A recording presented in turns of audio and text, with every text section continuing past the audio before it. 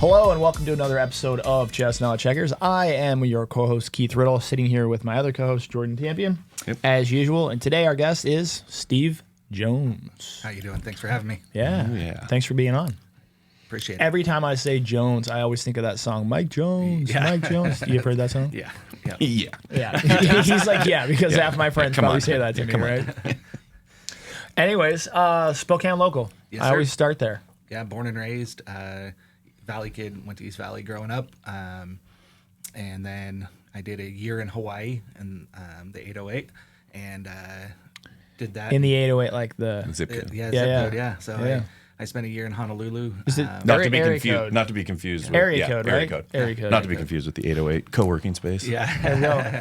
Promo. So I did a year there and then came back and I stayed planted in the valley. So been here my whole life. And a year there, at school or No, work or I had get a out bad of year, here for a year. Bad year, and the world crashed around me, and I sold everything I had, packed 3 suitcases, and hopped a plane. I didn't even book a hotel room or rent a car. I just said I'll figure it out when I get there. So, and it was. Now, you probably must have the been coolest young. thing. I'm assuming you were young to do this. I was probably 30 at the time. I'm Okay. 43 now. I so consider probably about 30 young. Yeah. I don't know about you I guys. do now. To be now. 30 back again. on it. Yeah, no, it was a good life experience. So one of the things that could change in and learn a lot about cultures and whatnot living there. So Yeah. I'm always curious about that because I did something similar, right? Grew up in Spokane and then moved to Phoenix and then moved back. But I always wonder, like, what did you take away from that? What was that experience like for you? it was humbling. You don't realize how much you rely on the people around you, and whether it's just for a conversation or what it might be, you're constantly referring back to other people that you know for advice and whatnot. And when you plant yourself on an island 3,000 miles away from anybody else you know, it's real humbling real quick, and you got to make friends quicker there. And a lot of it has to do with races. The races all stick together on the island. So and by nature they don't like the white man in when you're in town. When you're in the touristy areas, they like you, but when you're in town, they call you Howley a lot more, and they mean it. So you got to really break that barrier with them to get them to like you. So Which island were you on? I ended up in Honolulu and Oahu. So so I lived in downtown Waikiki and then could walk to work everywhere. So Nice. Yeah. And what was work at the time? Were you in real estate at that time? I wasn't. No, I was in the car business. So Yeah. I worked for the Chrysler store here until they went down, and that was kind of my intro to the car business. And then I figured when I went down there, I'd just walk to the closest dealership and get a job. So I did, and sold cars down there for a year. So came back here and ran one of the Barton family stores. Yeah. What was selling cars down there like? Because is car business, I'm assuming, is a little different down there, right? Because it's harder to get cars, and probably not as many people use or want cars. Maybe You'd be surprised. Like we sold a lot of cars on the island. Did you? Yeah. There's, to put it into perspective, a dealership here, if we sold 50 to 100, down there we're selling 300 a month. So wow. It was actually kind of crazy. And then the logistics of it, getting a ship into port and then having to go pick all the cars up from port on a timeline, and you'd have 100 cars hit the ground at one spot, and then where do you park them because you're in Honolulu? They just rent out parking lots and just stack them as tight as they could in parking lots. It was kind of interesting to sit back and watch the logistics of it all. It's different than here. So, but it was pretty cool. A car here, people are always negotiating off MSRP down there. Like you want a Wrangler down there, it's 150% of MSRP. So, and if you order one, like basically more money than the sticker price and anywhere like else. 50%. Right? if you had a Jeep that was 50,000, we were selling it for 75. If you wanted something specialty, it was probably MSRP being manufactured suggested retail price. Yeah. Right. Yep. So they would suggest you sell it for 100, and you guys are selling it for 150. Yeah. Yep. That's it was crazy. crazy. Yeah, it was a wild experience down there. So, just different level. And a lot of, in the car business, you do a lot of turns. So a lot of it was by what languages people spoke. There were so many languages. And coming from here, there wasn't a lot of languages. So down there it was, okay, does this person speak Japanese or Tengali, or what do they speak, So you kind of you do your turns to the right staff based on that. So met some really cool people working there. It was probably one of the coolest things I ever did in my life, but I realized at a certain point that I had to come back to Spokane and be around the people that help support me in life too. So, but I think I had to put myself in reality check going down there. So, yeah. What was your favorite recreational thing to do there?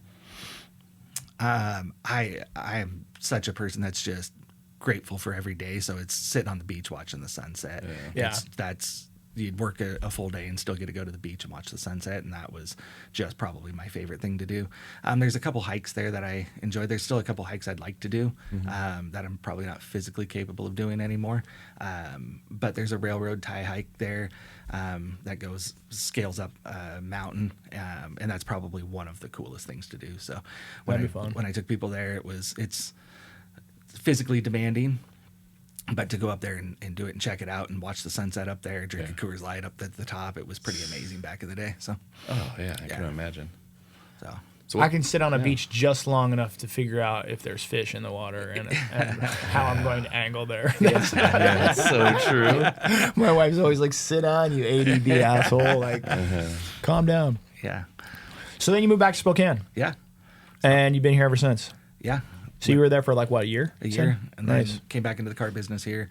Had open heart surgery, and I forget now, 2015, and they eliminated my position while I was working at the car dealership while I was in heart surgery, and that's when I had to make the decision. I'm sorry to what laugh, are you gonna dude. do? That's funny, but Just a classic move. Like, what do you do? Like, Yeah. you can't go get a job right out of heart surgery. Nobody's going to hire you. So, and I got turned down by a lot of people that I knew in the business going to go somewhere else to work. So, just knowing the condition I was in at the time. So, at that point in time, I got my car dealer wholesale license and I got my real estate license at the same time. Said whatever sticks, and real estate definitely stuck. So. Yeah. Did you start at Windermere, where you're at now? I did, yeah. That's great. Yeah. And that was 2015? I think that would have been 2015. Yeah. Nice. So you're about a decade strong in the real estate world? Yes, sir. How do you like that? I like it. I enjoy it. I feel like I'm fairly decent at it. So it's been a blessing in my life, being able to help people and I mean, of course, the financial reward is great, but learning different avenues, not just selling real estate, going different directions like what you guys are doing.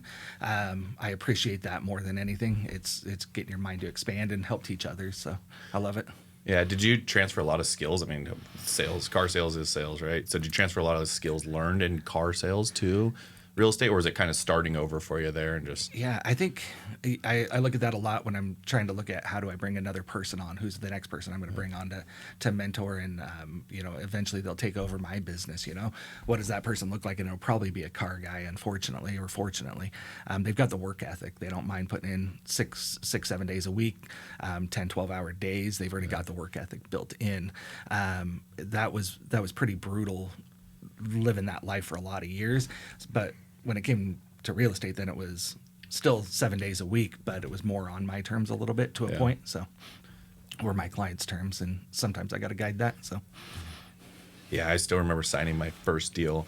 I met the guy at press at 11:25 because I was flying out to Mexico the next day. That was back before you could digitally sign everything. 11:25 p.m. PM. And I'm like knifing through, grab my beer on the way. You take a drink. I'm like, just sign and get this done. And then I flew out to Mexico the next day. But I was like, oh my God, I'll never forget the first times of when it was just like the grind of it. I would take calls after 10. I was just terrible at boundaries. Yeah, I'm still terrible at boundaries. Yeah, I tried to get better, but it's a tough one because it's like such an on-demand job if you let it be. Yeah, and I let it be. Yeah. Well, that's probably why you're really good at it though too, right? Well, and I'm learning that I need to shift to some different avenues, or it's going to consume my life. And at what point does it become uncontrollable? And we're not far off of it being uncontrollable. So yeah, that's good. Well, because how many transactions are you on track for this year? I mean, I think I've got 49 on the books already. Yeah. So I mean, we're tracking. So you're busy. Yeah, you're busy. For our viewers not in real estate, that's a huge number. Yeah. There's it's I've got an assistant that works in the background, Samantha Dallas. She's awesome. She's phenomenal. She can track quick, and that's super important because when you're at this pace, you move quick. There's only 10, 20 of us that move at this pace. Yeah. So, for frame of reference, right? Like, well, because I've done that. I've been there. But for frame of reference, like, it's only July. We're pushing here towards the end of July, right? But you're 49, 48 on the books. Yeah. So, and you got escrows in process. So, I mean, you could be pushing 60, 70 transactions this year, and it's basically you and an assistant. and I normally do 60-ish. I mean, the most I've done is 71.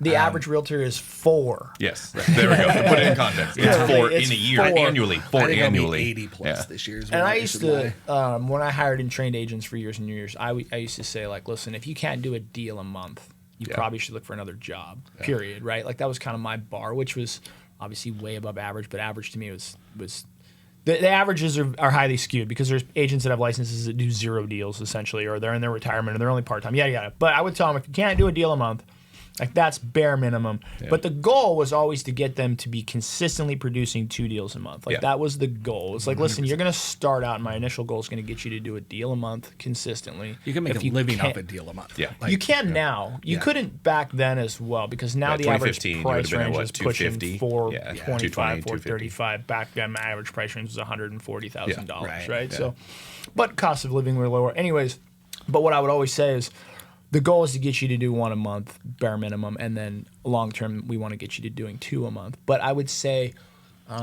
that's probably a top 15%, 10% ever achieve that goal, right? To consistently do what I would say 25 to 30 deals a year puts you in the top 10% of agents in almost any market. Yeah. So the fact that you're doing 50 is double that. So I'm saying it's like you're the top 1% of agents. individual solo agents in the market. By far. Yeah. So congrats to that, Thank man. you. That's awesome. I appreciate it. Yeah, what kind of systems do you have in place for that? Because that's kind of what I like to take away from these, like what people are doing to maximize that. Most people don't have any idea how it works to run that many deals. It's a nightmare. It's a nightmare. Oddly enough, a lot of it's in my head. You know how it goes. I mean, you guys are. I know that one too well. I think I need to have more systems and processes. We all know that. A lot of it is my assistant. We meet 3 days a week in person. Okay.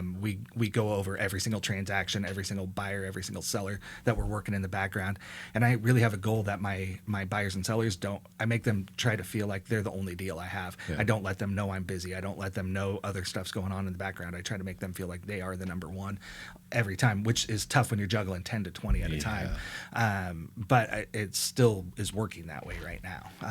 I feel like it's going to stop working that way at a certain point, and that's when I need to have more systems in place. But we meet 3 days a week, and then she's pretty much on call 24/7. So if I, like, on the way in, I was texting her to help prep some documents for me. She's a licensed agent, so she can go show houses if I need it. I'm still one of those guys where I'm pretty control on that end, so she doesn't show too often, so it's pretty much me showing the houses. I do have a driver.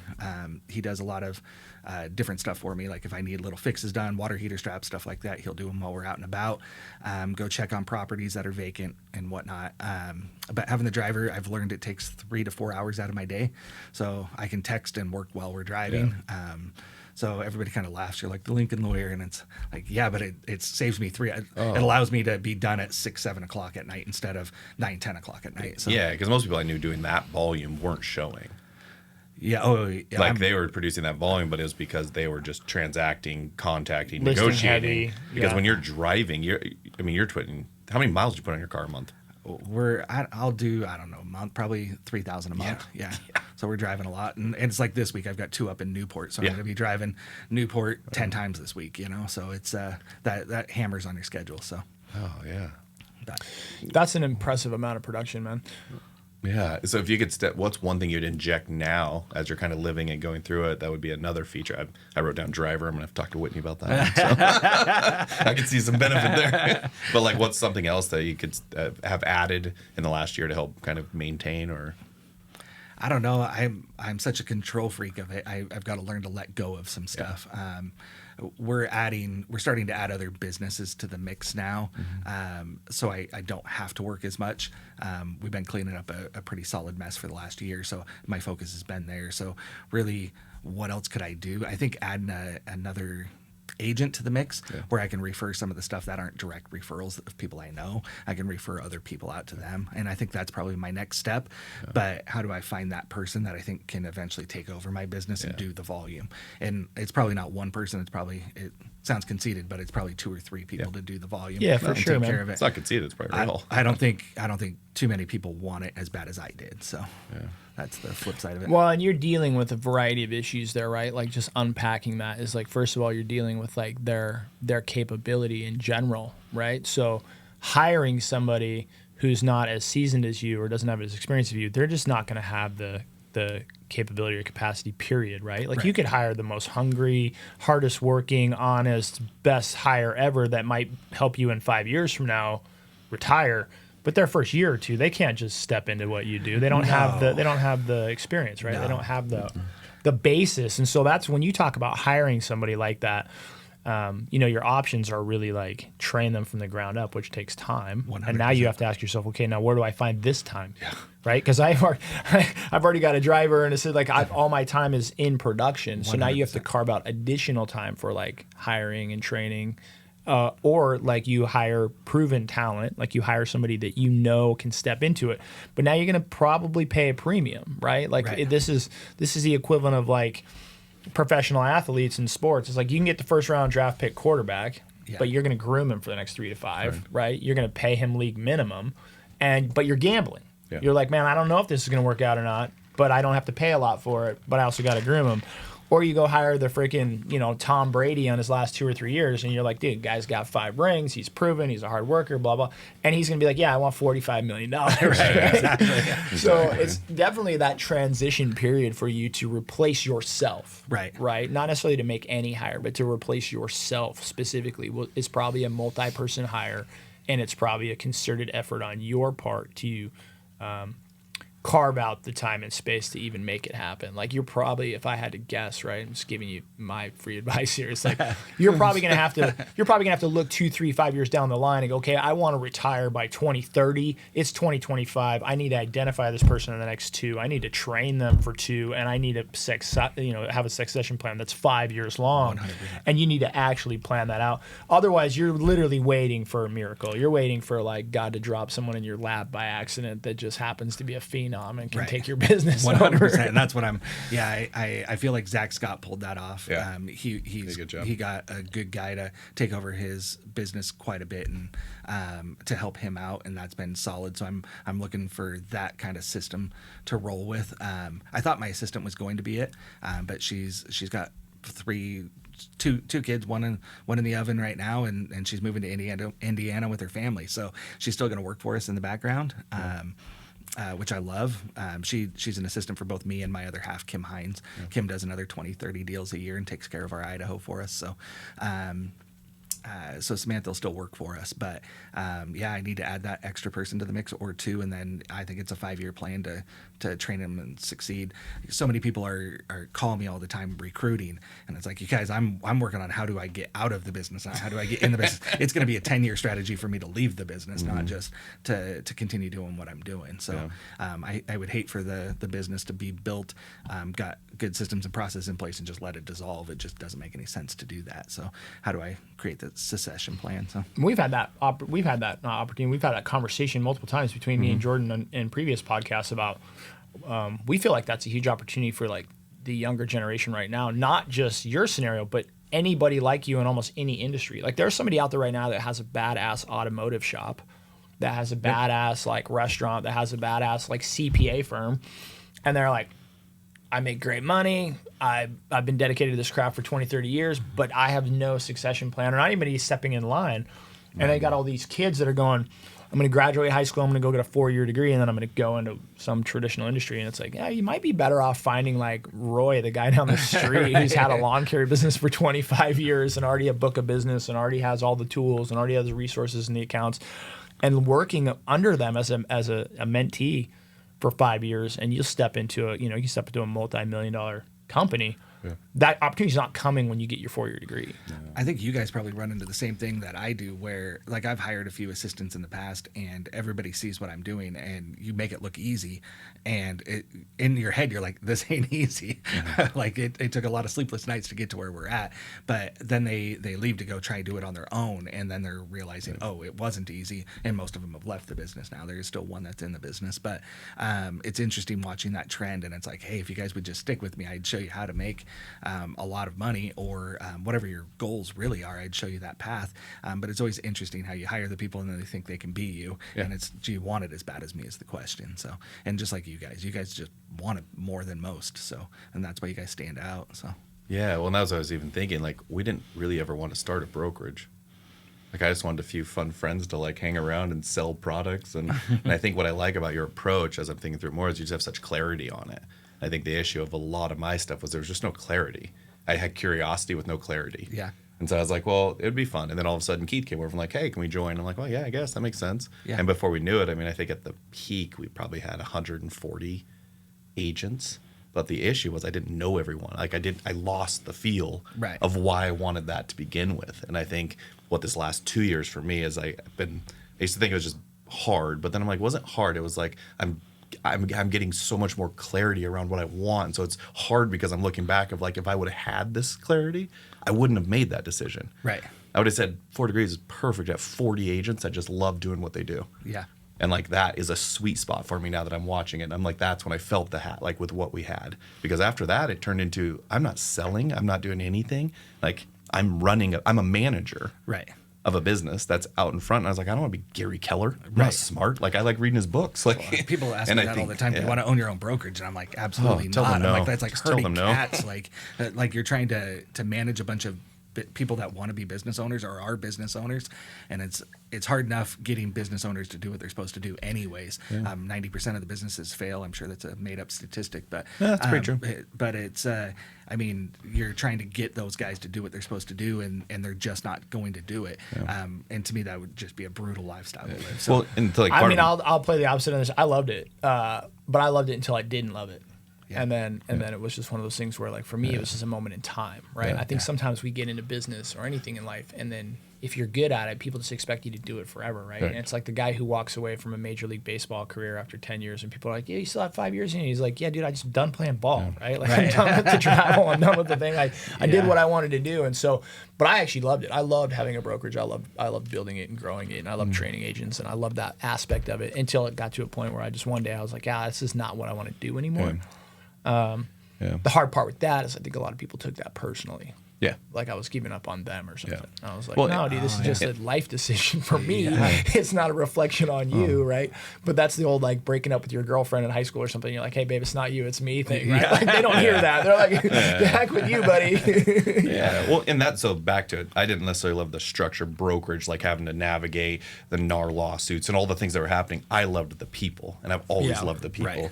But like I bought part of a group that bought the Kinixie Resort at Priest, and so I'm putting together the brand. So I haven't really sold a residential piece of property in, I don't even know, 3 years, 4 years, because I moved to either commercial or just developing. Yeah. And I'm putting it together, and like I was so excited. Like I'm doing these cool 3D. Wow, it's gonna be such a cool listing as I'm going through it. And I think what I lost in that was I lost that touch with selling and being the agent, and moved to here where everything was more of a stat. Now at 100 agents, we have to provide XYZ. And I was like, well, what does Jeff need? Right. What does Tom need? And I'm like, that's where my disconnect was. So growth minded instead of what's sustainable here, what looks good. But it's super fun. Now getting back into sales, I had a few more people call about listing their house, and so normally I'd just go over and say, hey, here's my advice. Right. And I'm like, oh, yeah, let's see what that looks like. And so for me, it's kind of really figuring out what is it I wanted out of it.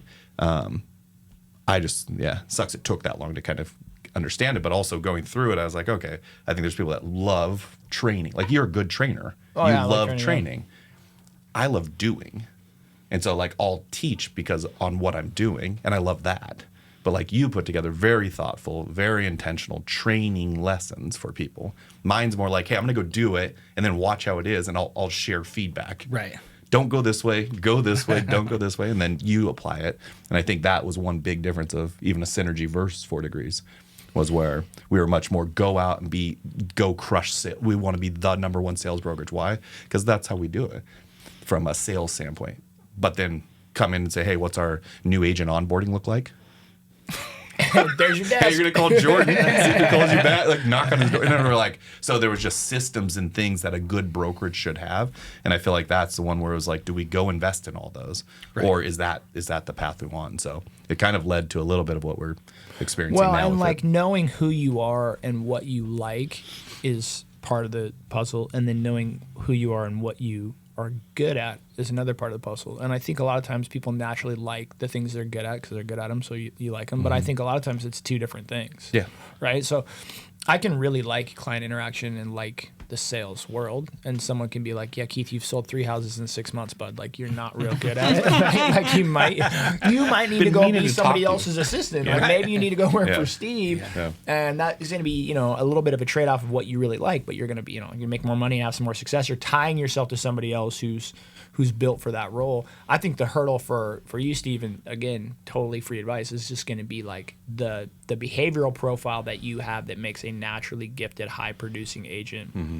It's not going to be the same behavioral profile that typically is going to want to hire, train, mentor, slow down systems, processes to create the result you want. So you're either going to have to force yourself to do it or learn that skill set, because it's a skill set, right? So what I always tell agents when if they wanted to build mini teams or if they wanted to grow, is like, okay, cool. Now understand, right? Like a lot of us weren't just great at real estate sales, but we built that skill set over time. But 3, 4, 5 years later, you're a great real estate agent. Like you're great at helping clients buy and sell property. Now you need to become great at like writing job descriptions, interviewing people, hiring them, training them, and that's good. And you're not going to be good at it away because it's not a skill set you've ever honed in. It's not even a skill set I want. Like, right. So then you're at like, okay, so now you either have to offload that, right? Leverage that out to somebody else, or you have to go and learn a brand new skill set, which for a lot of times, any entrepreneur, or any business owner, or any individual who's really good at stuff, not too many people I find after the age of like 30 like to go learn new things. It's just something that's not comfortable, right? Like at 45, I'm like, I don't want to go feel like an idiot and fail and try really hard and everything blow up in my face. Like I did that in my 20s or 30s. Mm-hmm. I just now want to stick to my guns. I want to stick to like what I really know how to do and do well, and find the people that don't. And I think that's just an interpersonal question. You just got to ask yourself whether you want to go through that pain. Yeah. The training business owners is the toughest one for me. So it's, if they're an employee, then they seem to take your advice better than somebody else being a business owner. You got to find the one that sees your vision and wants to match your vision, and then they've also got to want it. That'll be the hardest part, is finding the person that wants it even halfway as much as me. So, and the time commitment. I mean, it's 7 days a week. It's 6 a.m. to 10 o'clock at night, 7 days a week. You're just on call. So. There's people out there listening like, I don't want to do that. But that's a harsh reality of real estate, though. I mean, if you're not doing it, it's why you're selling 2, 3, 4 houses a year. It can be, right? Yeah. What were some of the other? Because we talked about sales a little bit, but mostly we talked about all the other projects we're doing. What are some of the other ones you ventured out into in real estate? It's interesting because people have always talked about when you get into real estate, so many people leave the business and then they end up in a different sector of the business, right? And so we've always looked at what other sectors would we be good at and would we potentially like. So we tried a few sectors out. We originally were introduced to Brad Lafferty over at PMC and Alan Hurd. And we learned the hard money game and how that works. So we bought our very first house over on Barker, 217 South Barker. We had a little company called 217 South Inc., and we flipped houses in that company. So we learned that. I learned I wanted things done right, not half-assed, for lack of a better term. And so we weren't really strong on the flipping houses end of it, and that really took away from me selling real estate. My first year, and I sold 24 houses. My second year, I sold 49. I was already doing 50 plus by my second year. So me flipping a house, my time wasn't best spent flipping a house. So we had to hire people, and you couldn't do it affordably that way. So we learned that lesson real quick. The second property, we only made, I think, $8,000 on our first flip. And you watch all the TV shows and they're like, oh, these guys made all this money. And you're like, nope, we made $8,000. I'll show you. I think it was like $7,941 or something like that. And so I was like, that was not worth the time, the effort, the money, all that. So we ended up buying a couple little houses over in Millwood, 2 houses on 1 lot, and we learned how to do a lot split. Everybody's like, oh, it's a couple months and you can have a lot split done, and then you realize that's a good one. $10,000 you can have that split. And I remember Kim Hines is my other half with Windermere, and I remember her going down to Simpson Engineering, and she sat in their office until they would go out and do the property pin locate for us, because it had been 9 months of waiting for the pin locate, and we were just losing our marbles because we're on hard money. We're that note, we're paying the mortgage every month at 12% interest, and that bill's adding up, and we didn't have it in the cards that's what we were going to do, is hold that property for a year. So I remember sitting down there, and she's like, I'll go dig the snow out for you guys if you guys come find the pin. You tell me where it's at, I'll get my snow pants on, and we'll go do it. And they finally went and did the pin locate, but it took her sitting in their office to go do it. And I think we were just the squeaky wheel at that point. Yeah. So learned that it's not 2 months to get a lot split done. It's time, it's engineering, it's money, it's all the things. So we did that, split those 2 houses. We made about $50,000. After we flipped those 2 little guys, the one house was like 400 square feet. You had to go outside to change your mind. It was that small. So That's a good one. We did those 2, put $50,000 in the bank, and then we went and bought a duplex that needed renovation, and we bought a house on Broadway in the Valley that we could do a lot split on. And so since we did 1 lot split, we decided we'd put a road in, and then. Everybody adds some clarity. Everybody told us, $60,000 to put a road in. That was probably in 2017, 2018. $60,000 to put a road in. It'll take you 6 months. I think it was 18 months later, we finally got engineering done, ready to put the road in. It took some time to get it done. It also cost not 60, it cost 130,000 to put the road in. And that was pre-COVID. So when people are talking about numbers like, hey, just a basic road for a 2-lot short plat was $130,000. So we ended up building that out. We started construction on the duplexes the week of COVID. So once we got the lot split done, it was the week of COVID. So then we had the COVID price increase. We had the shutdowns. We had everything, and we're holding in hard money again. So that was quite the experience that we learned. And then from there, we went and did a 6-unit on Valley Way in the Valley. We'd bought a house, bulldozed the house, and did instead of doing a lot split, we figured we'd save some time of the engineering of the road. We'd just do a parking lot instead of a road. And so our $130,000 road turned into a $335,000 parking lot. So swells and I curves learned all of the lessons, and that went into commercial land versus residential when you're on 4 units less. So I really think it was just the series of events that I did. I chose some really shitty projects to start with, but I learned all of the stuff that I needed to learn to get there. And there's so much more you can learn, and you'll always learn as you go. But I think I had a good foundation underneath me after that. That 6-unit project, the builder went, I think it was $789,000 over budget on a 981 quote. Because of COVID and supply chain stuff, or I think that seems there's like lots of factors. It was pretty far off on this quote. And we'd scaled. We were at 24 doors at the time. So we'd scaled up to 24 doors in 3 years, which was a pretty quick scale, starting from nothing. But we got to the 24 doors. He went over budget. That project also took, I think, 7 months longer on $18,000 a month in holding costs. So it really cost me $1 million, and we had to unload the whole portfolio. So we tied it all together to as your equity, right? We were robbing Peter to pay Paul. We were pulling equity out of this property to make this payment and trying to get it all handled. We did it, but we had it tied together, so we had to untie it in a certain order. So it took us 3 years to untie it all and get it sold, because just because you list the property doesn't mean it sells quick. So some of the properties took 3 months to sell. Then when that one was done, then it would release this lien, and then we could go sell the next one. So it was quite a project to unwind. So we literally last month just cleaned up the door for the primary meat and potatoes of it. So we paid Congrats. off that $1 million in debt, and here we are. So, but learned a lot of lessons, learned a lot what to do and what not to do. So. I think I have a handful of those stories, and I won't go into them. Yeah. But I think for me, it's always, I never want to shy people away from real estate investing. So I'm always very encouraging of real estate investing, and for the right reasons. And to this day, I'd say the exact same thing. As many black eyes and bloody noses as I've taken along the way, there's been more good than bad. And even in the losses, you learn a lot type thing. But the one thing I do caution people about is it is amazing to me, the aha that I've had, but even like talking to you, is like how long one bad deal can take to sort out or to get out from under or to remedy or just to get it in completion. And so, it's the same thing. It's like you think, hey, I can buy a house and make money in 3 to 6 months flipping it, and if shit goes bad, maybe it takes me double the time a year. No, man, some projects might take you 5 years to figure out or dig out from under, or it might cause a downward spiral that you're not thinking of. And now you have two problems. Now you have this bad problem you have to figure out and deal with, and it's going to take time and energy and money.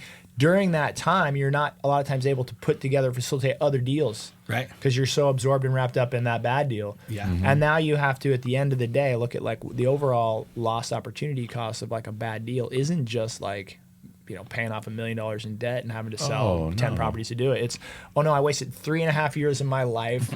I didn't do another 20 transactions I could have, right? So the overall cost can be huge. And so that's why specifically I would say with land development or development deals in general, when you're buying, when you're building, when you're splitting lots, that's, I think, a lot of times where you're going to get much more pinched. Buying a traditional residential house and renovating it and selling it, the odds and the angles and the minutia just typically, like, you can win or lose fairly quick. You can get in and out fairly quick. You can learn your lessons fairly quick. Land development, multifamily development, new construction development, those are the areas where when shit goes wrong, it's like, oh no, that's going to be 24 months, not 3 months or 6 months. And or you better have the cash in the bank. That's going to be $900,000, not $500,000, right? You got the overages, and then you've got the municipality garbage that comes into effect that changes in the middle of the project, and it's not just the money, it's the time and the money and the everybody throwing curveballs at you along the way, which I'm sure you guys run into more than I ever did. So kudos to you guys for that kind of stuff. It's I sit back and watch your guys' projects, and I'm like, some days I'm like, whew. Like it's mine was small compared to that, and I know the hiccups I ran into. The one builder I work with, he said something to me that resonated one day. He's like, Steve, it's just another zero. And I'm like, yeah, but you got to have the zeros in the bank in order to sustain the damage, the collateral damage during the middle of one of those projects as well. So so true. I mean, because that's really the last 3 years of mine was we had so many development projects. So the issue with a development project is it's basically worthless until it's developed. And so when you have that, then you have like you have a really cool piece of land down in Boise that you could put 177 townhomes on. Well, you can't today. Right. Because you got to get it entitled. Well, we're in year 2 because the city of Meridian changed their mind about what they really wanted in that space. And it was, if I could give any advice to anybody going into land, is you pay cash for the land and then you have double what you think sitting on the side, because there's a lot of money to be made in it. But if you're paying debt service on that and something goes wrong, because I also did plays like that where I bought the land, did a quick entitlement, like just kind of showed somebody what you could do with it, and then sold it for 40% more. Right. So that market exists. The issue is high rates, high cost to build, low land value, because it's the only thing you can change. And so most of my struggle was that of like, all right, well, this building's cool. It's 1 acre with a shop on it, basically worth nothing. But if I can develop it, the land's worth $1.5 million. Right. But in this market, not only is it you have to protect against how do we get the deal funded, because that used to be the hard part. How do we just get this going? Because at the end of the day, it's going to be worth it once it's built. We're missing housing, right? Well, now it's like that's step 1. Step 2 is you did get it done exactly like you said you would. You built it. Now you have lease-up risk. Can we get it leased at the rents we projected 2 years ago? Right. Okay, great. That's second risk. Third risk now is, okay, even if you do that, what are interest rates on a refinance? And so like when I watch some of these guys build, they're building with cash or they've owned the land for 20 years. Right. And so some of my strategy, even around how we acquire and go find land, is there because you're right. It's big ones. The Peyton building, I mean, it's tens of thousands a month to carry it. 100%. Right. I remember Valleyway, it was $18,000 a month to carry, and it was on hard money, and it was that was a tough pill to swallow, especially when you thought it was going to be 9 months and it turned into 16 months, you know, and you're like, whoa, that's not, I didn't have that extra 300,000 budgeted. So where does it come from? You got to figure it out quick. Yeah. So, well, speaking, you mentioned Gary Keller's name earlier. Like I call Gary Keller like the Oracle. Like that dude taught me so much. He was like one of my first mentors. But he wrote that book called Hold, right? And I remember in there specifically he talks about the different types of investment and investing and really kind of creating your buy box and deciding like if you're going to go into real estate investing, like you should be very specific. And in one of the examples he gives is like he knew a guy in Texas that like part of his buy box is like he only bought brick houses, period, right? Like he designed a buy box that was so strict that it was like it could have been the best deal in the world. It could have been in the best location in the world, but he would just look at it and be like, it's not a brick house. I don't buy it, right? Like it was just something.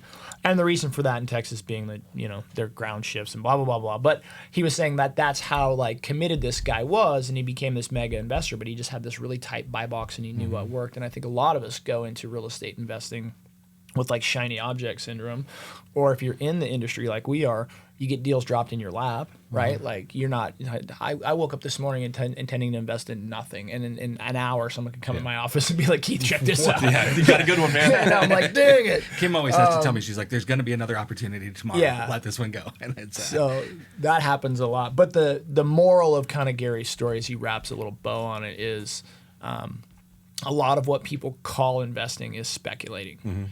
And it's you know, when you're buying a house because it's in your neighborhood and it's super cute and clean and you love the old lady who's selling it and you're like, oh my gosh, wouldn't it be cool to have an Airbnb and we could do it, like it's not even saying that's a bad idea, but what he's saying is like that's not investing. That is basically speculating, and when it works out, you tell the story that to yourself that you're an amazing investor. Right. But what you did was speculate and it worked. And when you speculate and it doesn't work out, we typically bitch and moan and we want to blame the city or other people, or this is screwed up, or I don't want to do, you know, it like investing in real estate is a dumb idea. Like we have all this like, well, no, you just did it wrong, right? Like the whole caveat to this conversation that I'm having is that I have looked at real estate investing from almost every angle over a 20-year period in a variety of capacities. And what I can say is I don't know how you rid the development aspect of investing from speculation, because at the heart of it, every single development is speculatory.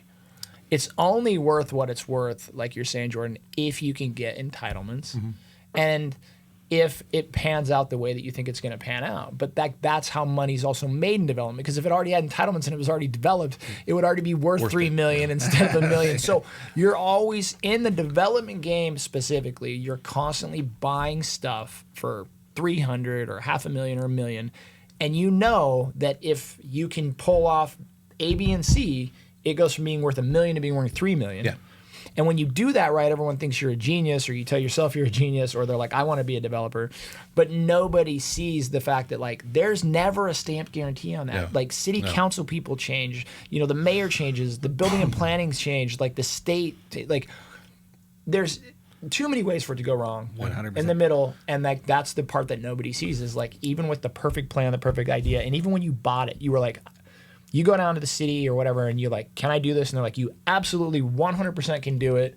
It's zoned for it. It's perfect. You know, we'd love to see that project. And you can go down there 6 months later and they're like, yeah, we don't, you know, we're not sure you'll be able to do this, or the sewer's not. And you're like, dude, mother truckers, right? Actually, I have a perfect example. McGlades, the old McGlades. Yeah. The only reason we bought it, that was going to be a Brick West North. And I had the city go because they had so many issues with lawsuits and the neighbors, but it used to be an old fruit stand. And so commercially, you're allowed to do it. And, you go, and literally, I have an email stating from him, hey, as long as you don't change it from this use. And I said, sweet, we're not. We'll have Brick West pop up, have a cool outdoor area. I go to do the application because we closed on the building based on that email, close on the building, and I go submit it. And they're like, you can't do that there. And I go, well, Doug said we could. And he goes, yeah, Doug's not here anymore. Yeah, exactly. And I was like, what just happened? Where's Doug? What's the bait switch here? Yeah. So luckily we rented it out. So it's fine, but it's to your point is, I think the speculative nature, you can't get that. But speculative, a lot of people think is a bad thing. I don't think speculation is bad as long as if you're going into the game and you know that, then that's fine. If you're going in thinking this is a 100% guarantee, that's where people get in trouble. Like they go in, my dad did a flip on upriver. Back lot, same thing, turned into 3 duplex lots. Well, we're 2.5 years into that, 2 years. Because, wow, do we really need that there? Oh, sewer's not quite there. And then he ran a sewer line. Oh, sewer line's too small, so let's have to be single family instead of duplexes. And I'm like, yeah, I guess you got education there, Dad. But like, or you just flip the house and tell somebody about the potential. Yeah. Like, and I think that real estate, what I'm seeing is, there's a big group that bought a bunch of our apartments. So what we used to do is build them and sell them. Because we could build them really fast. I could usually close like on certificate of occupancy. And so this group came and bought them. And well, they used to have construction. They used to do development, but now they don't. All they do is they come in and purchase. And his argument was like, I know what I'm getting. Right. Yeah. Like when I close, I know what. Yep. I'm going to spend the delta of what we would have made. He said, I don't mind spending it because when I buy it, I know exactly what I'm getting. I'm not worried about COVID hitting or some black swan event that's going to make this thing stop midstream. Because I know people, there's a electrical disconnect on every multifamily building, and it's the only way to get COO is you have to have it in. Well, it's made in this is not a joke, made in some factory in Mexico with an undisclosed location. And during COVID, it was taking 18 months to get them. But you can't get CO. You can't move one person into your building. Project for one that I was selling because. And so the hard part is, what people don't realize is by the time you're waiting on that part, you exhausted your whole construction loan. So it's accruing interest at the highest dollar amount possible. And then you're just sitting waiting. Can't move anybody in, can't do anything with it. Well, heaven forbid winter hits. So now you're temp heating these spaces so all your flooring doesn't buckle and your drywall start cracking. And so I know some people that was sat for 9 months. With finished product, waiting frame for of a reference, CO. because rates are 9-10%, $10 million project. Somebody was floating $100,000 a month waiting for that one part. It's just and wild. that's the stuff that I didn't know going in. We never had any of them hit ours. Now I have a bunch in storage, so it's never going to hit me again. But like that's the stuff that I think you're speaking to. Where I don't think that's. I just had a flash. You're going to be that dude in 20 years who's like 80 or something, and your kids are going to be like, Grandpa, what are these things? And they're going to be pulling out like 15 disconnects out of boxes. They'll know. And they're big. They're the size of that door right there. But what was funny? So reference, like it got so bad then that part is normally $7,500. I bought 2 of them so that we could close on the deal because the buyer was like, hey, we need COO to close for $75,000 a piece. Holy Hannah. So I spent $150,000 to make sure we closed on time with that one deal. Yeah, that's wild. And it's like, so you're constantly doing, and so what I'm going to is I would hope for our show we're going to separate the two. That's not real estate investing. Right. When we speak about real estate, it's building existing buildings, long-term wealth, kind of that side. This is a business. Development is a business, and you're going into business, and sometimes you win and sometimes you miss. Yeah. But I think if we're separating the two, that's how I see them now. Like when we make money in some of these projects, I'm like, sweet, we have some good apartments, but like when I go spend my money, it's going to be buy an existing building. Right. Like where the investments go. It's like, look, then we know what we have here. And then this side, I know when I put it in, it could be tied up for 10 years. Yeah, people celebrate your wins as a developer. They forget all the losses that you had along the way to get there, and a lot of them just don't know the losses along the way either. So as is life, man. Yeah, 100%. Yeah. So nobody's Instagram's full of failure. No, it's not many. It'd be more helpful right? if you at least saw some of it, so you know you're not alone out there doing it. I like this stuff because we get to talk to other people doing the same thing, different levels, but doing the same thing, and we can share war stories because you know what those war stories are. If everybody shared their war stories more, we'd probably have less war stories, you know. But a lot of us we're go-getters, and we figure it out on our own. Like each of us individually are go-getters, so it's cool seeing that. But it's also cool coming together to see what war stories we have, just so we can teach each other and teach others. So I think that's the biggest thing is when somebody comes to me talking about land development. Like if you're in the valley, I know enough about it. I could probably rattle off most of it to you, and people respect that and love that, but they also don't know the war stories that I took to get there to understand all of that too. I have a pretty good understanding of it now. So yeah. What were some of the, because one of the things I like about this is we actually don't dive a ton into, I built a 72 unit, it had an NOI of X amount, right? It's more of like that journey, because I think that's where people could really learn on this stuff. What were some of the things, because 3 years is a long time. Like, what were some of the things you did kind of daily to keep pushing through that? Because for a lot of people, it's, hey, this deal, let's just throw in the towel. I had to keep selling real estate because every day it was another cost added. It was another bill. It was another, especially as I started running it into being up against the wall on, $18,000 a month in carrying cost. I had to sell 2-3 houses a month just to make my carrying cost on that project that I didn't intend for in the budget. So in my head, I had to focus on selling real estate, and that's really hard when you're up against a wall and then you've got your primary business. Land development was a side project for me. I'm not doing that full time. I didn't have enough projects going for it to be full time, so I had to sell real estate in order for it to happen. So I really had to shift my focus back to, okay, it sucks that this is flailing, but I really need to keep my focus here. And so 6 a.m. till 9 p.m. I was working on this, and then 9 to midnight, Kim and I would be in the office looking at the master session, drawing on the whiteboard. We put a whole whiteboard on the wall, took the whole wall up, and we got a whiteboard mapping it all out on what we need to do. Okay, today these bills, and these bills are getting paid. Tomorrow these ones get paid. So keep selling, keep doing what you're doing, and staying focused was the hardest part. But we just really had to keep selling real estate. That was our only key. So.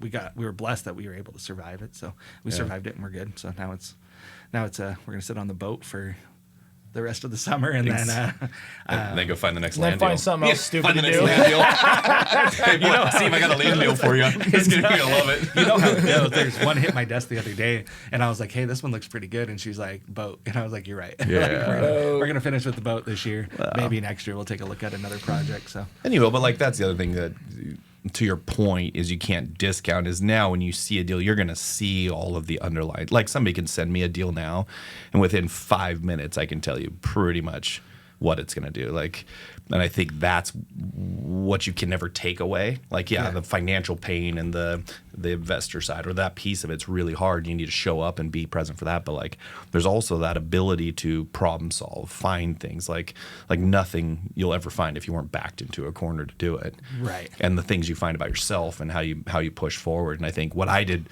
wrong was I just focused so much on that whiteboard and how do I move these little pieces instead of how do I generate even more to come fill this or backfill this. I really like that approach. I'm jumping into more sales stuff now, but I think that would have been another good piece to add. It was just trying to find time in a day 100% to do those both, and then go home and I have my wife and daughter there, and I'm I want to be present for all that too and make sure I'm not losing it. But it's I don't think every person should go through that. And I think that's the cautionary tale. It does not don't do real estate. No. It's just the cautionary tale of if you take a big swing, there's chances that there are big risks on big swings. Yeah. And mine were fairly little swings that still led up to big numbers when you add them all up. So I'd do it again. Everybody's like, oh, I bet you'll never do that again. And it's like, no, I totally will. I might not build until I'm cash, like you were saying. That there's probably a different angle there. Or don't build in private money, build in a traditional loan, but you still have the same risks. A lot of times when I lose, man, I want to go right back and do it again because I'm like, all right, I know now, but I need to win. How to do it easier. I need to win this situation because I can't go to my grave knowing that got the best of me. So I sometimes I double down, probably in the wrong way. The other thing is you're like, I could look at a deal now in 5 minutes and just know whether it's going to pencil. What I've also been surprised about is in 20 years is how often I've thought that, and then still something comes up, and I'm like, shit. Another thing I didn't see. But I think that two of the things that you said, Steve, that resonate with me is one is sometimes winning feels like losing, and sometimes losing feels like winning. Yeah. Right. And so the analogy I always tell people is if you ever win an argument with your spouse or something, and you're like, yeah, I got him, I won. And it's no, you lost. You really lost. You lost big time. So that feeling of winning a simple argument or something, and the big picture can end up being a loss, right? Disconnection from your spouse or whatever. It's in the big picture, in your heart, that win was a bigger loss later. Yeah. And I feel like it's the same way with what you're talking about. Is in the long run, you win through all that trial and tribulation and all of that. That because you come out with better knowledge, more experience, better poised to do it again if you should want, or just life lessons. But going through it feels like losing every day of your life. 100%. Every day you're getting smacked in the face. Yeah. Every day there's a new problem. Every day when you thought you had something solved, something else pops out. I tell you, it's like having this big, machine, and we all want to stick our finger in it and think it's gonna point out over here, but it's you stick your finger in it and it goes pop. Yep. 4 things poke out every time you poke your finger in, and then it's like patching a hole. But I think that. So that's one thing that resonated with me is just man, there's such a misnomer in life about how we feel about losing and actually winning, and how we feel about winning and actually losing. And it doesn't feel good to wake up and in the end result win, but you lose every day on the way there. 100%. It's weird that enough losses turn into a win, right? Yeah.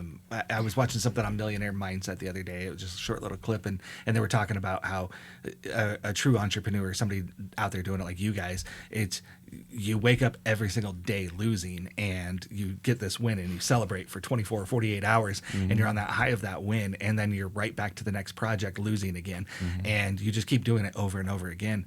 And I don't think it's really that. We're not chasing the money. We're not chasing the fame. We're not chasing anything. We're just chasing the process, and we love the process of it. And that was something that hit home with me was the losses at the end of the day. Would I do it again? Yeah. Would I want to lose the money again? No, I don't want to lose the money again. I would rather win and make some money. But at the end of the day, will I do it again? Yeah. I'll chase the loss again for that eventual high of that win and winning on a project at the end of the day, and I'll do it over and over again. So well, and I think that's the key, right? Like most of the stuff now, I helped a client buy a property in Spokane, which kind of kickstarted 4 Degrees. He was a really cool guy, great property, but we bought a 300 unit building. Guess how much we bought per unit? What the cost was per unit? $85,000. Let me give you context. This would have been 2016, 17. Okay, I'm going down to 65,000. 50,000. 52,000. Guess how much I traded it for 4 years later? 142,000. A door? Oh, that was a big come up. Right? And so that's the thing, is that it's not real estate in and of itself isn't bad. It's that we view success in a daily snapshot on an asset that is meant to be a decade snapshot. Right. And so all the projects I have now, if I could just hold them, labor's not going down, cost to build's not going down, there is not more land in Spokane County, we continue to grow. And so that's where it's hard as I'm working with investors, is like, look, yes, today it's a snapshot. When we had it appraised, it was $255 a door. Still need to send you those appraisals. $255 a door, and now you're probably $210 if you want to trade it today. Right. So do we hold to keep that $45,000 value? In Boise, I helped get units that were $350 a door. That's wild. Rents aren't much more. And so because I've seen that side, I'm like, it's just a matter of being able to hold it that long. 100%. And I think that's kind of if I added something to that investment model, it's just make sure no matter what you do, you can hold, because there will be a point in Spokane, we can document it here, and one day I'll revisit this same podcast. It will sell a unit for $300. We already have. Yeah. Above $300, but like consistently sell units at $300 to $350 a door. And you're talking units, you're talking about apartment. Oh, sorry, apartment units specifically. Yeah, just because that's more what I'm in. But I think the issue is that we judge the asset in the moment. Yeah. Versus judge it over a cycle. And and that's why I love real estate investing in general. And this is what I always talk to agents about, is it's like twofold. One is it is that scenario almost universally, right? Somebody's going to find some weird example in like Michigan or something. But like for the most part, if you buy a house or a piece of property and you hold it on the long enough timeline, it does always appreciate in value, right? Which is not true for so many other investments. Like what I tell people is like, you can buy stock today and it could dive tomorrow, and you'd be like, oh, wait, it'll come back. And like, they never come back. Or the company just goes broke, right? Or whatever. And so it's like, it's a very interesting investment because, there is this built-in security of like, barring some weird black swan, I don't know, poisonous water situation or something weird. Like for the most part, any city in America, you can just go buy a house today and sit on it for 20 years, and it's going to quadruple in value. Like so, it is a good investment, and it's got a pretty good stamped guarantee on it for the most part. The other thing is that it's leverageable, and I think that's and what I mean by that is not like only can you leverage against it, but it's not. I can't go to the bank tomorrow and say, please give me $1 million loan so I can go day trade. Correct. They're going to be like, no. Right. Yeah. And by the way, I want that $1 million loan, but I only want to give you $100,000 in security for it. Yeah. Right. Like I can't. Well, you got 4 ways to make money on real estate every single time. You get your tax write-off, which is huge. We all know that. We all love that. You get your equity growth. You get somebody else paying down your mortgage for you. You're making money so many different ways in real estate. Stocks, you only make money one way, but real estate, you're making money 4 different ways.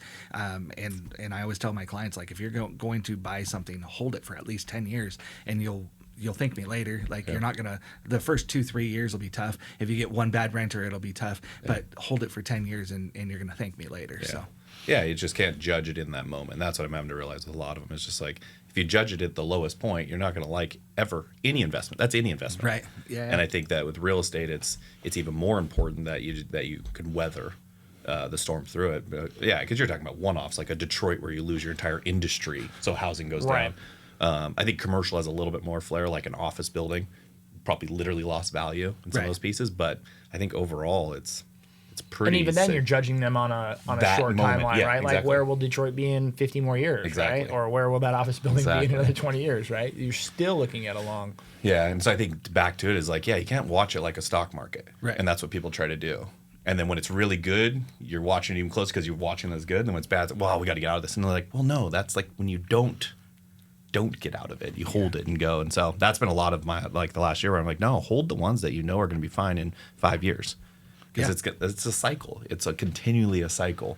Well, what's going to happen when these interest rates go the other direction? If they go the other direction, I mean, I think we're going to see the prices shoot up again because we got all these buyers sitting on the sidelines, and it's not just here; it's commercially as well. People are sitting on the sidelines. You used to be able to buy a project. I mean, you could build a project, you could build the project and be hardly any money out of pocket and refi the project by the time you were done with it. Just conception to completion, that 2-3 years of equity growth while it was being built, you're just having to pay the carrying cost as you go. Well, now that isn't the case. We're needing 40-50% down to get these things financed out. It's one thing when you're on a $500,000 commercial project, but when you're on $10 million, that's a lot larger number. It's $2-3 million extra you got to put down, and most people don't have the extra $2-3 million to put down. So I think as the interest rates drop, we're going to see it all open up, and that's just going to cause the prices to spike. But that's all speculative too. So I mean, we'll see what happens. But I think it's, basic economic sense at that point. It'll be interesting to see what the next 5 years hold as the interest rates shift and adjust. Yeah. As long as they go in the favor that we're hoping they do. So. Yeah. Yeah, because you can still make projects work now. You just got to put 50% down. Right. And then when you put 50% down, you're like, do I put my money in a T-bill, or do I go with this one that has a few risk potentials? Right. Now you don't get the appreciation in a T-bill, but you're making money one way instead of 4 ways. Yeah. But it's safety factor at that point for people. So. Oof, it's so interesting. Such an interesting time to be doing it, honestly. Yeah. I sit back and watch your guys' projects, and I love it. I love seeing what you guys are doing. It's cool what you guys are doing in the community. I know even though you guys are developing and you get a lot of hate because of developing, everybody hates the developer. Yeah. Jordan gets more than me. He's great. He's great. He just got I haven't got to tell him he's yet. Getting hate on your deal. I'm online all the time, and I see hate on the Garland Theater project, and I see that all the time, and I'm like, but that's not Jordan's project. I try to explain that to people. I'm like, I don't even own it. It's not mine either. I'm down the block. It's so funny listening to people on those. So everybody hates the developer until it's done and they like it, and I just try to reassure people all the time. I'm like, remember, nobody wanted your house when it was built here either. Yeah. So it's development's inevitable. We're looking like Perry Street. Yeah. That was nothing. Or honestly, the west end of downtown. Man, how dumb were we all not to buy on Perry? Yeah. Well, because did you ever go on Perry back in the day? Yeah. It was sketchy. Scary. I mean, I was a little kid. It was super sketchy. And it was like, you don't want to be here. And then as they go and grow, but what it took was one development, another development. But then what you really need is retail and density. So you got to have both those two to make it work, because density brings retail. So my hope for Garland is it helps whoever is there now, but it also brings in retailers that have how many do you guys have in yours? 50? Retail shops? No, sorry. 62. 62 and then 44. So it'll be 106 families, people living there, want to recreate there, want to eat there, dine there. Well, what's that going to do? It's going to draw in people that are like, hey, I'm putting my business here. They do a circle around it of how many people are next to it. And I just think the walkability of it's going to run like a Ballard would. I think walkability is key. I think people are liking that more and more in a community. I think that's why Greenstone is succeeding in their little projects like your Kendall Yards and out in Liberty Lake there. People love the walkable community, so I think those are going to be phenomenal projects for you guys. I know everybody's complaining about parking, but eventually it'll turn into more of a walkable community. So. It's super because like Brick West, we'll put 800 people on a weekend down there, and there's zero parking. Right. Yeah. And so I think some of it is just that mindset around it. But what you'll see is the values of the homes will go up because people want to live near that stuff. Right. And I think that's where, not a today, but as you see in a couple of years, it's like, great, I can walk to Rocket. I can walk to, what's the brewery there? Really good brewery there. I can walk to North Hill. I can, that will be a feature Garland when people. Brewworks. Yeah, Garland Brewworks. So I'm excited to see I've it. been Garland hardcore for You like have over been. You're OG. almost like a decade and a half, dude. Yeah. But I think I spotted that. I mean, I speculated on Garland back when Garland wasn't that cool. In the sense of, I look around the city of Spokane and I'm Perry to me was a good play. But Perry's a small district, and it was kind of played out, in my opinion. Like, it was already starting, and it was small. Like, it's not a big district, right? And then I looked, Kendall Yards was controlled. It's like there's no getting in there, right? Like, Greenstone had that wrapped up.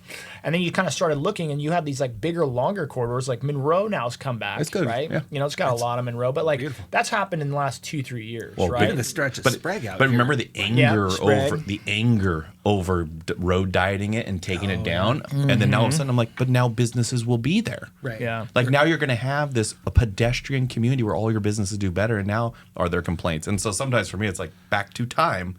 And the traffic didn't get But worse, no. which is weird. No. The Yeah. Traffic's just fine. You have a couple of the dodge around somebody like a bus, but Yeah. now I'm down there. I was down in Indaba the other day. It's really cool. Uno Mas Tacos. Bobby's one of the coolest people ever. If you haven't met yeah. Bobby, Oh, he's on. Indaba. We did our We podcast. did He's a on our podcast podcast. with him, yeah. Bobby's He's awesome. cool. So and those millennial guys did a great job with that product. Great job. Dude. They did awesome. Up, shameless plug. We use Bobby. We bought a little coffee shop in the valley with another business partner, and the Lucky Bistro at 4th and yeah. Sullivan. Yeah. So we did that, and we're using Bobby's coffee down there. And Bobby's cool. awesome. He's been phenomenal to work with, and Indaba coffee is just the best anyway. Yeah, if you haven't checked out that new Indaba on Monroe, It's I'd check really it out. cool how Super they did cool. it. And then, yeah. But what I was saying is, like, basically, I looked at around the city a long time ago, and I saw Garland, and it was like, it's a big, long district. There's 130 plus businesses in there. It wasn't really like, super hip or cool or hadn't started coming up. The other one that I'm big on, man, and I think it's a ways out, but I'm big on Hilliard, man. I like Hilliard, dude. I would be an investor in Hilliard. I mean, again, I just look around Spokane and I go, there's only so many walkable, small kind of commercial business districts surrounded by communities, like single family communities. And I don't know, man, I think they launched that north-south freeway. I'd speculate on Hilliard, put it that way. Yeah. But I think it's a 10-year play. So one of the big issues, this is my always been my issue with Hilliard, unless they do what they did in Monroe, is that you have two freeways on either side, basically, north and south on Green and Market, versus what I love about Garland, it's technically not it's an arterial, but like a not well traveled. Versus Monroe is going to have trouble getting a ton of traction. You'll see pockets of it because it's still a major thoroughfare. The thing about there is, you think north-south freeway changes that? no, because it's still that. I just wonder how many people swing up Maple Ash or swing up Monroe that are north-siders that are gonna not. They're gonna go. They're not. They're gonna be like, I don't need Maple Ash now because I can go. If you're wandering in North Y, you're gonna go whoop. And so the key is if they can one day shrink that down to where it's pedestrian, like something that makes it more walkable. The issues are just between two. It'd be like putting a business between Maple and Ash. Right. Like it just doesn't. I mean, visibility works for business, Like but the from Spokane Association of Realtors. exactly, exactly. That's who you put there. Yeah. But it's been my only one of like if you could take be one of the best restaurants in Spokane is in Hilliard. We're the only Kismet. ones that are gonna think that's Kismet. funny. By the It's way, so good. It's so good, and I was like, it has that, and it has the old buildings. It's got the base, but how the housing's set up is you have the north south on one end, and then all the housing extends this way. What I love about Garland is you're 360 degrees of housing. yeah. Around it, and Perry's the same way. That's why Perry Population works. density wise, I believe it's one of the densest in the city. Garland is. Yes. Yeah. Garland Shadle. That's is why like some of the Franklin most Park they densest. put Trader Joe's there because it's one of the highest density areas. Yeah.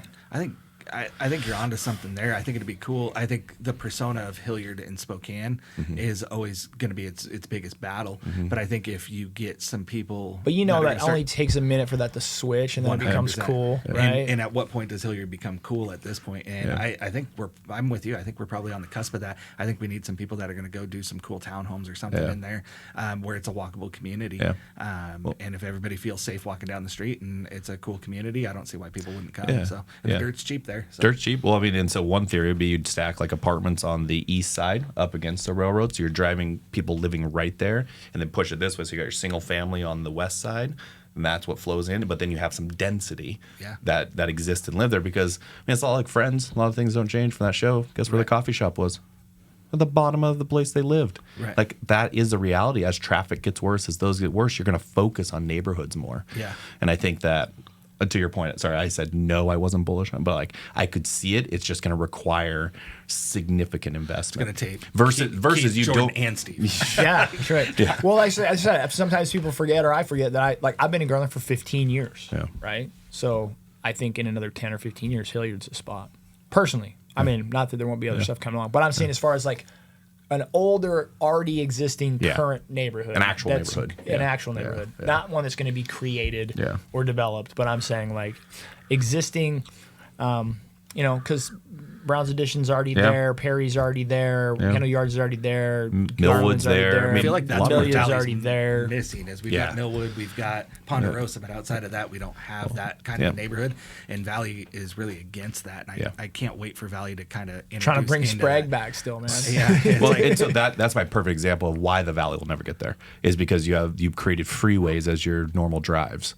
So try to walk it. It's like walking a Vegas block. It reminds me of like Phoenix, right? Like just big open blocks. Yeah. And so great to drive around in, great to get north, south, east, west, all that. But then you also have these like just humongous sequences of strip malls and local spots, but they're just all kind of those boxy spread out along main drag things. Yeah, or you go and take and drop a Kendall Yards into an area like that. They're going to have to manufacture neighborhoods. So to your point, it'd be easier to get Hilliard there than it would be to have the 100%. Valley do one because of that. I look at it. I've got some dirt in the Valley. We're outside of the urban growth, which we've talked about before, and I'll get some advice from me on that later. But in my head, it's like we've got enough dirt here where we could do a little neighborhood bar and grill or whatever right there up near 32nd and Sullivan, and it's like there's enough housing there, there's enough traffic there that you could do a little neighborhood, but it's just not zoned for it, and they're not going to open up zoning for it. So what do you do? The county's not going to do it, the city's not going to do it, the city of the Valley's not. So it's just one of those areas where I'd love a walkable community, but they just ain't going to do it. So how do you push to get that, and until you get more involved in the you just got to get involved, honestly. I think that's the biggest thing. You got to be part of the discussion that gets it there. 100%. But even look where their city hall is, right? Right. I mean, it's just 4-lane Appleway and Sprague. You're just trying to turn off without getting rear-ended on that thing. Exactly. Versus like, hey, if you had a epicenter to it. That's where Jim Frank does such a good job with his developments because you have them. There's Liberty Lake one, the Meadworks one will be fantastic when it's done. Like that's gonna be awesome. And so you're going to compete a little bit with that, but I'm taking back what I said originally. I think actually Hilliard with some investment because you're like it definitely has it, and if you could make it so people weren't pissed when you shrunk it down to a turn lane and just so it didn't feel like people were speeding. Gut feeling speculation, but I feel like the people of Hilliard would be like the locals would be almost like more supportive of Hilliard getting redeveloped and some stuff happening there because they have that Hilliard pride and they're kind of like, yeah, dude, it's our time to come back. Yeah. I feel like Garland, some of these other just like they fought hard, man. But you were like moving their cheese, you were like changing their world, and it was like, don't you guys want this to be like cool and better? And it's like no, they wanted it to stay the way it was. I feel like the people here are like, no, don't leave it this way. Like, let's move a little bit of stuff around. That's fine. You want to come in here and spend some money? It's okay. And if you go down there, it's changed a lot. Like there's some really cool restaurants, breweries down there. Bellwether moved over there. Like it's a really cool spot. That's just like I said, that'll be one piece that the best walkable communities I've seen. You just can't have that you can't have traffic trying to get somewhere. Like that's why my office on 2nd's a really tough location because you have 2nd and 3rd that are basically east-west freeways downtown. So it's going to make it really hard to make people feel comfortable walking there. So there's a couple other problems down there too. I try to avoid those, Steve. We don't talk about those problems. Let's focus on the ones I think I can address. Traffic. You want to talk about traffic? Let's focus on traffic. I'm just trying to get all of downtown to focus on traffic. That's why people don't walk there. So true. Well, Steve, man, thanks so much. Thank you. Absolutely. Super fun. Love to have you back sometime. But we can have a whole episode on just Spokane real estate, selfishly. Yeah, no, I love it. I love chopping it up with you guys. It's been great, and let's do it more. Awesome. Thank you. Dude. Take care. All right, you guys, thanks for listening to today's episode. While you're out there, would you please do us a favor and give us a like, subscribe, or a follow, whether you listen on Spotify, iTunes, or YouTube. We'd really appreciate it. Also, if you don't mind while you're there, give us a 5-star review. Maybe write a review. If you have a favorite episode, feel free to give it a like. Thanks for listening. We really appreciate it.